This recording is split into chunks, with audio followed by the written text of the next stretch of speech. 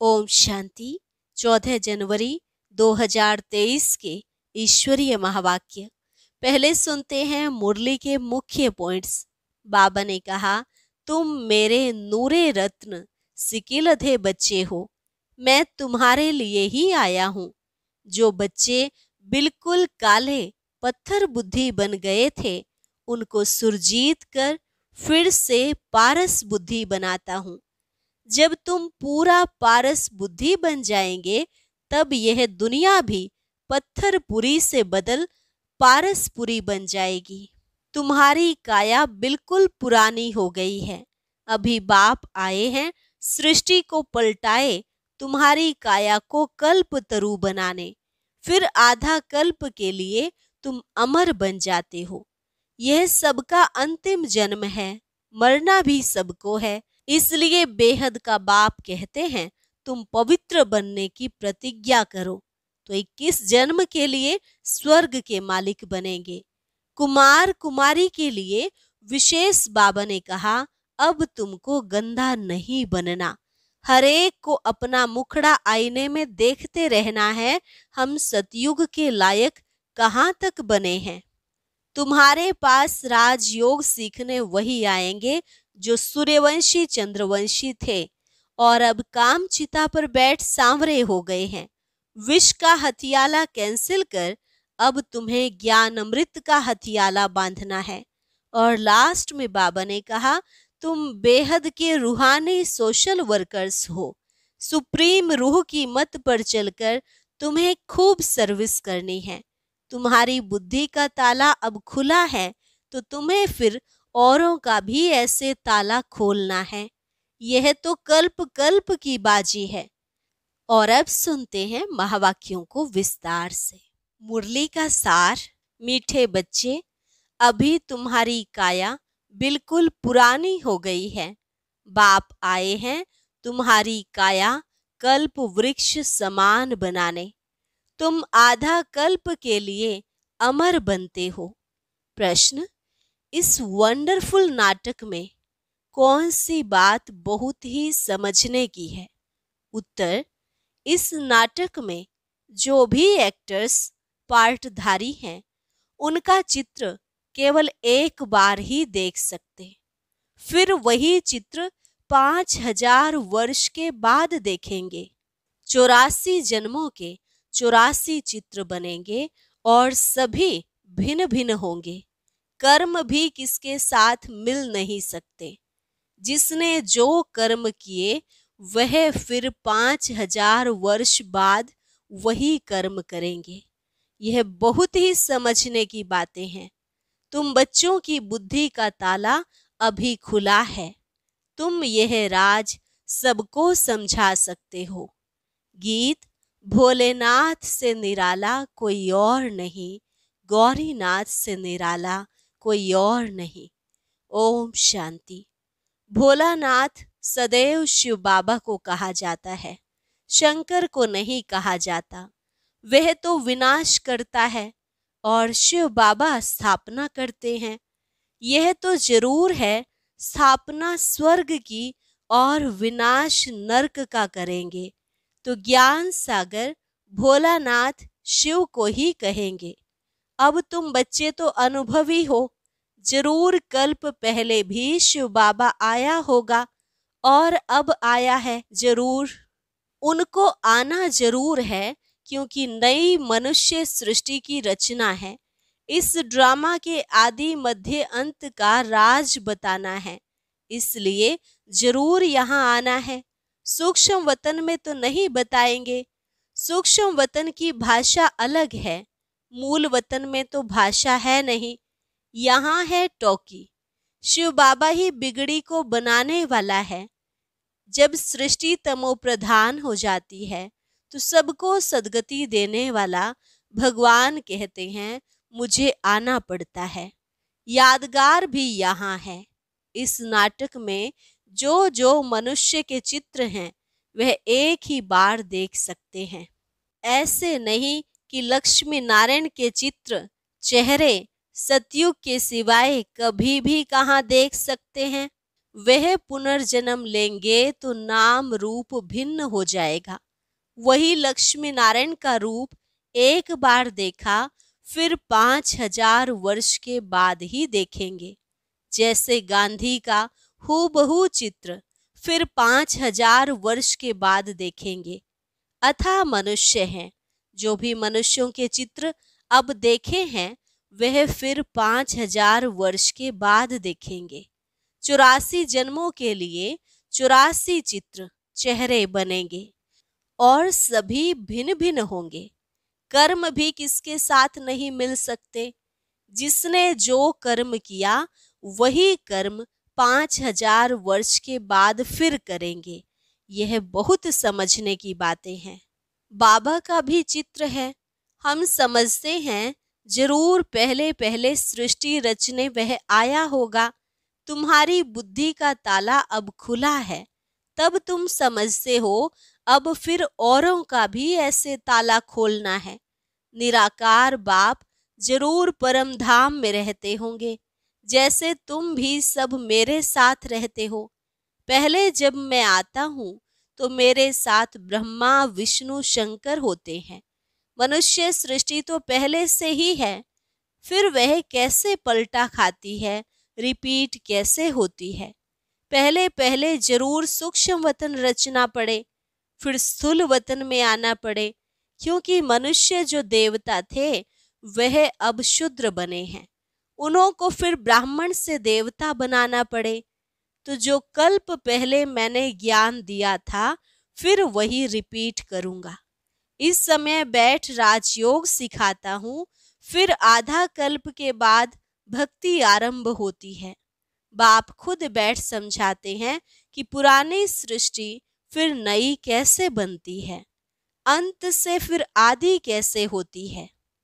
मनुष्य समझते हैं परमात्मा आया था, परंतु कब कैसे आया, आदि मध्य अंत का राज कैसे खोला, यह नहीं जानते।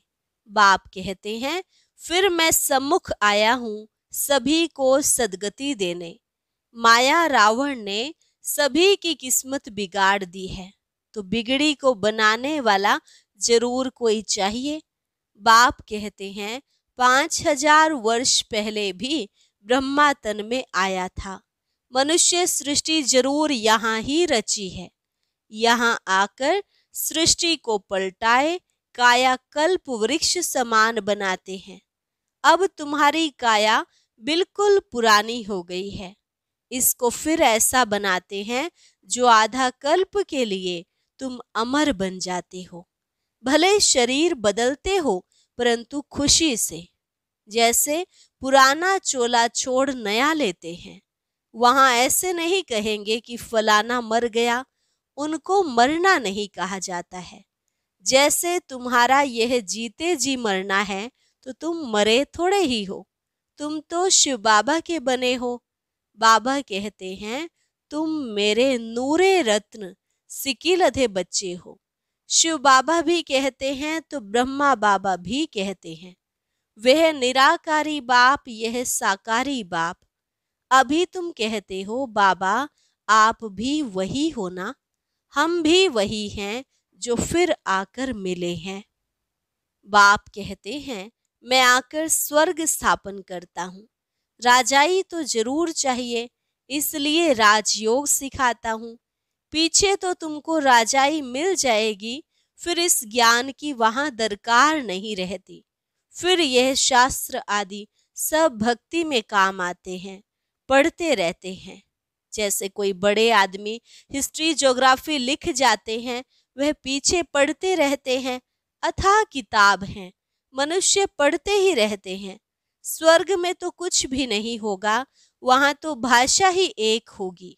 तो बाबा कहते हैं अब मैं आया हूँ सृष्टि को नया बनाने। पहले नई थी, अब पुरानी हो गई है। मेरे सब पुत्रों को, बच्चों को माया ने जलाए राख कर दिया है। वे दिखाते हैं सागर के बच्चे। ज्ञान सागर तो बरोबर है, उनके तुम बच्चे हो।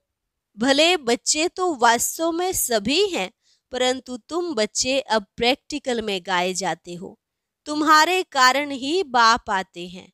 कहते हैं मैं आया हूँ फिर से तुम बच्चों को सुरजीत करने। जो बिल्कुल काले पत्थर बुद्धि हो गए हैं उनको फिर से आकर पारस बुद्धि बनाता हूँ। तुम जानते हो इस ज्ञान से हम पारस बुद्धि कैसे बनते हैं। जब तुम पारस बुद्धि बन जाएंगे तब यह दुनिया भी पत्थरपुरी से बदल पारसपुरी बन जाएगी, जिसके लिए बाबा पुरुषार्थ कराते रहते हैं। तो बाबा को जरूर मनुष्य सृष्टि रचने के लिए यहाँ ही आना पड़ेगा ना। जिसके तन में आते हैं उन द्वारा मुख वंशावली बनाते हैं। तो यह हो गई माता। कितनी गुह्य बात है तो यह मेल। इनमें बाबा आते हैं तो यह माता कैसे हुई, इसमें मूंझेंगे जरूर।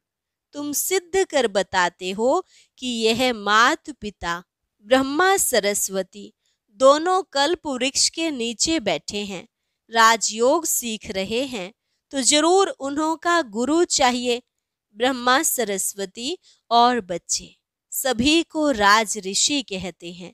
राजाई के लिए योग लगाते हैं। बाप आकर राजयोग और ज्ञान सिखाते हैं जो और कोई भी सिखा न सके। ना कोई का राजयोग है, वह तो सिर्फ कहेंगे योग सीखो। हठ योग तो अनेक प्रकार के होते हैं, राजयोग कोई भी सिखला न सके। भगवान ने आकर राजयोग सिखाया था। कहते हैं हमको कल्प कल्प फिर आना पड़ता है, जबकि मनुष्य सृष्टि नई रचनी है। प्रलय तो होती नहीं।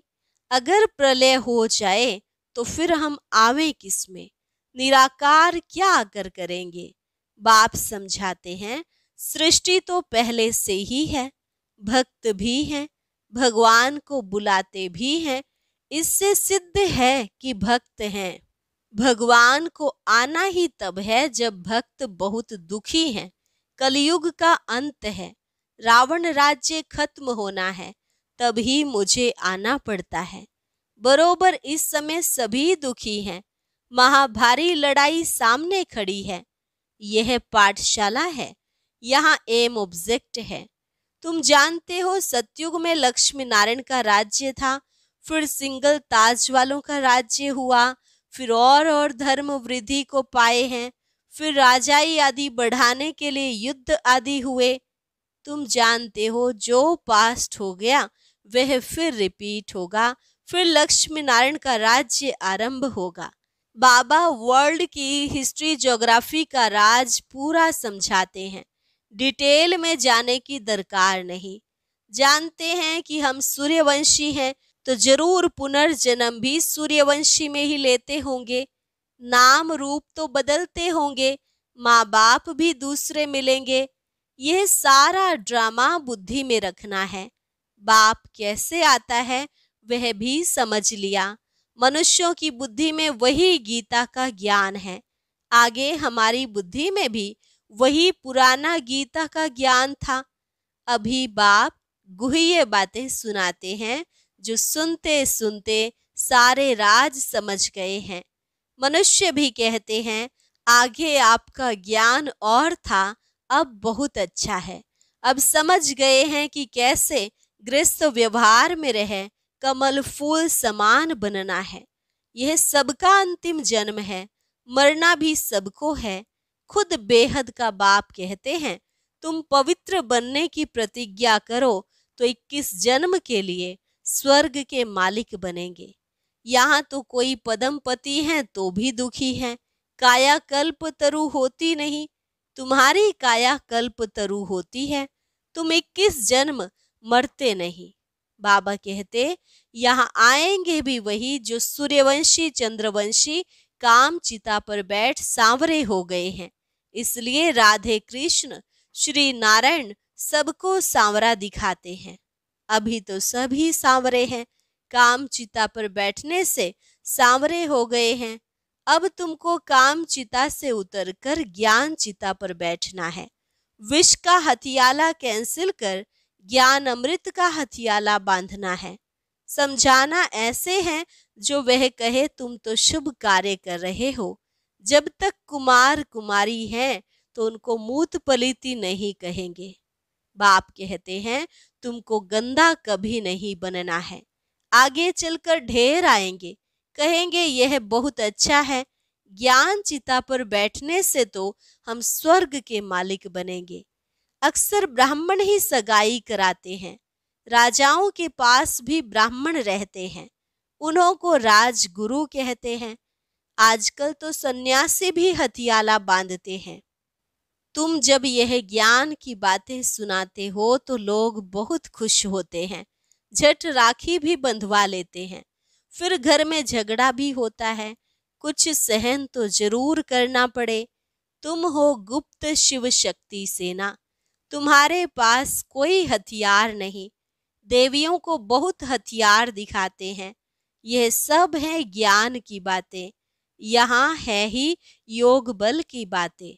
तुम योग बल से विश्व की बादशाही लेते हो, बाहुबल से हद की राजाई मिलती है। बेहद की राजाई तो बेहद का मालिक ही देंगे। लड़ाई की कोई बात नहीं। बाप कहते मैं कैसे लड़ाऊंगा, मैं तो लड़ाई झगड़ा मिटाने के लिए आया हूं। फिर इनका नाम निशान भी नहीं रहता। तब तो परमात्मा को सब याद करते हैं, कहते हैं मेरी लाज रखो। फिर भी एक में निश्चय नहीं तो और को पकड़ते रहते हैं। कहते हैं हमारे में भी ईश्वर है, फिर अपने में भी विश्वास नहीं रखते, गुरु करते हैं। जब तुम्हारे में भगवान है तो गुरु क्यों करते हो? यहाँ तो बात ही न्यारी है। बाप कहते हैं कल्प पहले भी मैं ऐसे ही आया था जैसे अब आया हूँ। अब तुम जानते हो कि रचता बाप कैसे बैठ रचना करते हैं। यह भी ड्रामा है। जब तक इस चक्र को नहीं जाना तब तक कैसे जाने कि आगे क्या होना है। कहते हैं ये कर्म क्षेत्र है, हम निराकारी दुनिया से पार्ट बजाने आए हैं। तो तुमको सारे ड्रामा के क्रिएटर डायरेक्टर का मालूम होना चाहिए। हम सब एक्टर्स तो जान गए हैं कि यह ड्रामा कैसे बना हुआ है, यह सृष्टि कैसे वृद्धि को पाती है। जबकि अब कलयुग का अंत है तो जरूर सतयुग स्थापन होना चाहिए। इस चक्र की समझानी बिल्कुल ठीक है। जो ब्राह्मण कुल के होंगे वे समझ जाएंगे। फिर भी यह प्रजापिता है तो अपना कुल बढ़ता ही जाएगा। बढ़ना तो है ही। कल्प पहले मुआफिक सब पुरुषार्थ करते ही रहते हैं। हम साक्षी होकर देखते हैं। हर एक को अपना मुखड़ा आईने में देखते रहना है कि कहाँ तक हम लायक बने हैं सतयुग में राजधानी लेने के। यह कल्प कल्प की बाजी है, जो जितनी सर्विस करेंगे। तुम हो बेहद के रूहानी सोशल वर्कर्स। तुम सुप्रीम रूह की मत पर चलते हो। ऐसे अच्छी अच्छी पॉइंट्स धारण करनी है। बाप आकर काल के पंजे से छुड़ाते हैं। वहां मृत्यु का नाम नहीं। यह है मृत्यु लोक, वह है अमर लोक। यहाँ आदि मध्य अंत दुख है, वहां दुख का नाम निशान नहीं। अच्छा, मीठे मीठे सिकिलधे बच्चों प्रति मात पिता बाप दादा का याद प्यार और गुड मॉर्निंग। रूहानी बाप की रूहानी बच्चों को नमस्ते। रूहानी बच्चों की रूहानी बाप दादा को नमस्ते नमस्ते, गुड मॉर्निंग। धारणा के लिए मुख्य सार। पहली पॉइंट, हम निराकारी और साकारी दोनों बाप के सिकिलधे नूरे रत्न हैं। हम शिव बाबा के जीते जी वारिस बने हैं, इसी नशे में रहना है। दूसरी पॉइंट, योग बल से विश्व की राजाई लेनी है। पवित्रता की राखी बांधी है तो सहन भी करना है, पतित कभी नहीं बनना है। वरदान, सुख के सागर बाप की स्मृति द्वारा दुख की दुनिया में रहते भी सुख स्वरूप भव। सुख के सागर बाप की स्मृति द्वारा दुख की दुनिया में रहते भी सुख स्वरूप भव। सदा सुख के सागर बाप की स्मृति में रहो तो सुख स्वरूप बन जाएंगे। चाहे दुनिया में कितना भी दुख अशांति का प्रभाव हो, लेकिन आप न्यारे और प्यारे हो, सुख के सागर के साथ हो, इसलिए सदा सुखी, सदा सुखों के झूले में झूलने वाले हो। मास्टर सुख के सागर बच्चों को दुख का संकल्प भी नहीं आ सकता, क्योंकि दुख की दुनिया से किनारा कर संगम पर पहुंच गए। सब रस्सियां टूट गई तो सुख के सागर में लहराते रहो। स्लोगन: मन और बुद्धि को एक ही पावरफुल स्थिति में स्थित करना ही एकांतवासी बनना है।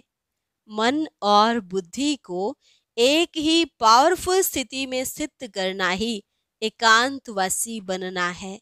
अच्छा, और अब सुनते हैं आज का अव्यक्त ज्ञान मोती।